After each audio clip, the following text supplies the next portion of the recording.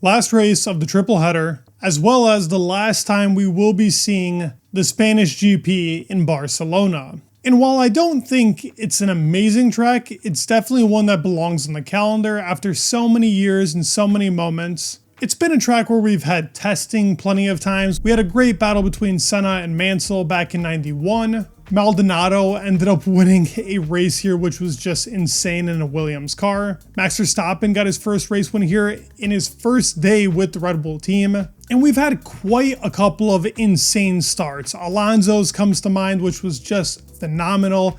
And recently, last year, George Russell had something pretty similar to that of a Fernando Alonso start in Spain. In that GP in 2024, Verstappen ended up holding back Norris, but that still didn't provide a very great race. Now, the overtaking does happen a lot on the straight, but we've seen plenty of good wheel-to-wheel battles. Vettel against Bottas also comes to mind, that nice double dummy that he did on him. So the track can provide some good racing, especially also seeing the Schumachers fighting it out and Barrichello making it through. It does have some good spots where the cars can fight, but with dirty air, the track has got worse and worse every single season. They've made a couple of layout changes, obviously with the very last corner either being a high-speed one or made into two turns, being very low speed, reliant on the curbs, and a very bad spot for racing. After seeing what was that Madrid lap, it doesn't make me very confident to say it's going to be a better Spanish GP. Maybe it's going to be a bit more chaotic in the first race, but Barcelona was a track built for racing. It's not just a street track, so I will always appreciate that, and we can see the cars here perform to their highest because of testing and really it being flat, not many bumps, and there's plenty of high-speed corners. The drivers really do like to drive on the track here in Barcelona.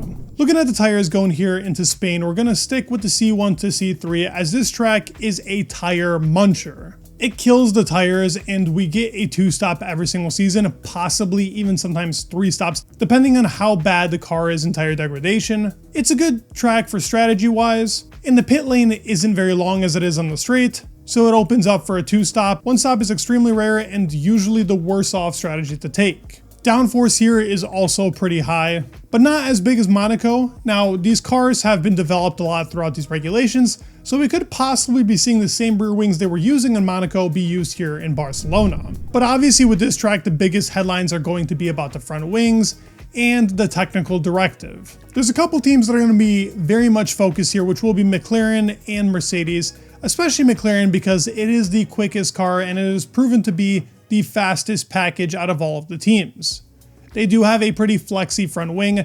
The team claims they are within the regulations of this new technical directive, but they also claim that for the rear wing, and then I remember hearing a couple of outlets saying they did change a little bit of something even when they said they didn't. So it's up to you on how you want to take that, but it is coming from the words of the team principal over there, Andrea Stella, who is a very reliable source, but when it comes to the actual team, he's obviously going to defend it and say they are within those regs and not call them out for having a pretty flexy front wing. But I wanted to thank you guys for the support on the website. It was phenomenal and I'd love to see you guys again. We got about 1,000 of you and you guys can join at any time and still be competing. With the different leagues, we haven't even made it to the Asia GPs. This is just a European leg. And we will also have one in America, so you still have a chance to win prizes, rewards, and make your way up the Pit Stop Syndicate leaderboard. I myself did not do too hot. We'll talk about that towards the end of the video. But it was great seeing all you guys. Go ahead and sign up. Let's continue this. And thank you for the support around the website. Let's start off with my predictions for this weekend. At the end, I will also be filling it out with you guys as well back on the website, going through the top 5 constructor winner and fastest lap. But starting it off, we're going to go for worst teams and best teams. I do believe the Sauber car is getting better. With that said, on a track like this, where it's going to be flat, they probably will have the slowest car. Not by much, I still have them in P10. In P9, it's a big toss-up. I mean, the Alpine car has looked pretty bad. They do have some upgrades coming here. But in Bahrain, a track with a lot of degradation, it does have some medium speed corners, slow as well. They were very strong. I really don't know where to throw up this team. I mean, the Haas car also looks pretty pathetic sometimes. It's so hard to tell which car actually is good from a track-to-track basis. The strengths and weaknesses of all these cars are so hard to actually decipher, But I'm just going to go with my guts. I'm going to say Alpine is still going to be P9 here, just based off of what Pierre has been saying on the setups. And Franco is still not in line with the car. He's struggling very badly, which makes sense when you throw a driver just in the middle of the season and expect him to handle a car that has not been good from the start. So I'm going to put Alpine there, and I'm going to put Haas in P8. I do think Aston Martin, Racing Bulls, and Williams, they're the upper echelon of the midfield, with Williams being the top, Aston and Racing Bulls fighting for that P6 position. I would argue Williams is even fighting with some of the top guys, and I'll talk about them even more later on in the video. Looking at best teams, now the front wing will play a contributing factor here to best teams. Do I think that's going to propel Red Bull to be at the top? Not right now. I still have a lot of belief that McLaren will be the fastest car. I do think they will lose a bit of that advantage. It's not going to be as significant in the race as it was before. As Red Bull has been talking about this front wing directive for a very long time, I'm going to put Red Bull up in P2. I do think Ferrari is also going to benefit off of this technical directive, and that will put them up in P3.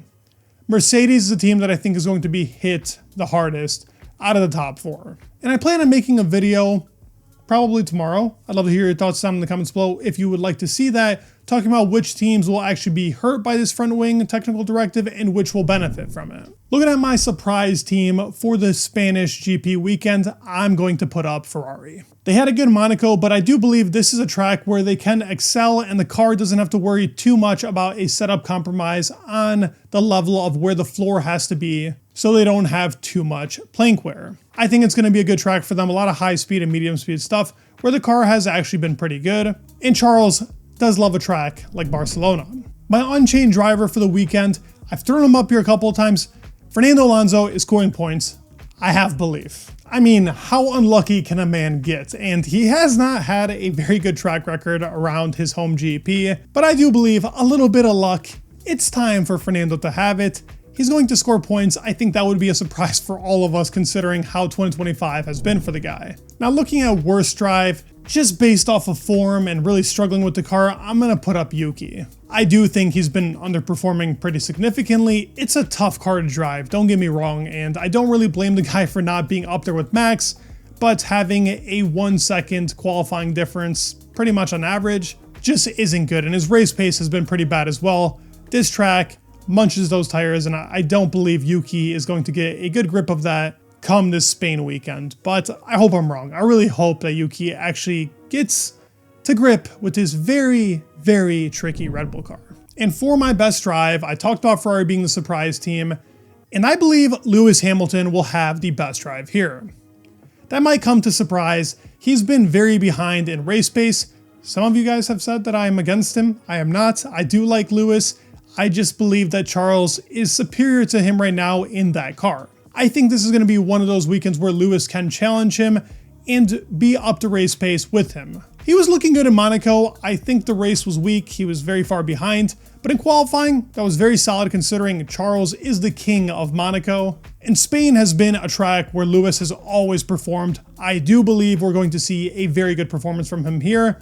Hopefully it doesn't let us down. But as I said before, on the website on unchainedmediainc.com, I'm going to be filling out my top 5 with you guys as well for the Spanish GP. Now for Constructors winner, I'm just going to do that one first because it's a pretty easy McLaren. I feel like here, McLaren's just got the best teammate pairing right now of Oscar and Lando. They're super close, and with the best car, it's hard to say that another team will be able to stack up enough points against them. Now starting in the P5 position, I don't think I've even really thrown him up here a lot in this season, but as I said, he's my best drive, and I do believe it's going to be a good weekend for Lewis. I'm going to throw him up in P5.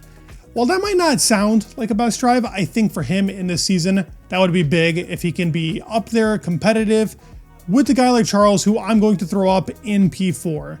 I do believe the car is going to be closer to that of the top 3, but there are 3 drivers and really 2 cars, I guess if you want to say it like that do have the advantage. Ferrari is still struggling. They do have some upgrades coming here, which will be big, and it will be very important for the data of really that big package coming in Silverstone, and there is some stuff coming to Canada as well, which we will talk about. So for me in P3, it's tough to judge. I threw him up in P1 in Monaco. I do believe Oscar Piastri is going to finish in P3 here.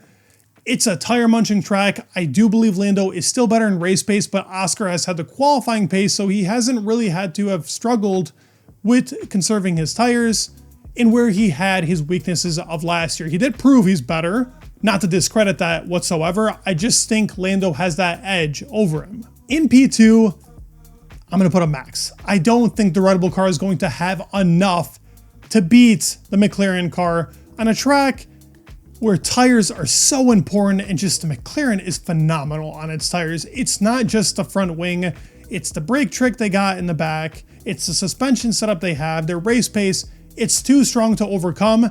I think after Spain is when we will really see whether or not this front wing has made a change to McLaren being the top dog. But on tracks where tire stress is so important, they still will be the best. In my opinion, it's going to be tough to beat them, and I just don't think Max is going to have the car. They were better in Imola, but that track doesn't degrade tires like Spain does. So I do believe it's going to be Lando up there in P1, and I also think Lando's going to have the fastest lap. Just with him being in P1 in the clean air, he's going to be able to take it. And for that reason, this is my top 5. But go ahead and put in your top 5. I'd love to see all of you guys in that list. I ended up finishing somewhere around 250th, so you guys are smoking me right now. And with me, I ended up putting up George Russell, Carlos Sainz. I believed in the Williams having a stronger weekend. George ended up obviously having the engine problem in qualifying, so his race was over before it even started. And I did believe that Oscar Piastri was also going to win and that Max was going to have a better weekend. And I put Lando in P5. So I was horrible last weekend. Hopefully I do better. I have a lot of faith this week, and the McLaren guys, as I saw, who was in P1 in the podium, all favorites of McLaren's team. So let's see if you guys can stick up there for this weekend in Spain. But I'd love to hear your thoughts on in the comments below. Please leave a like, subscribe. It would mean the world, and peace.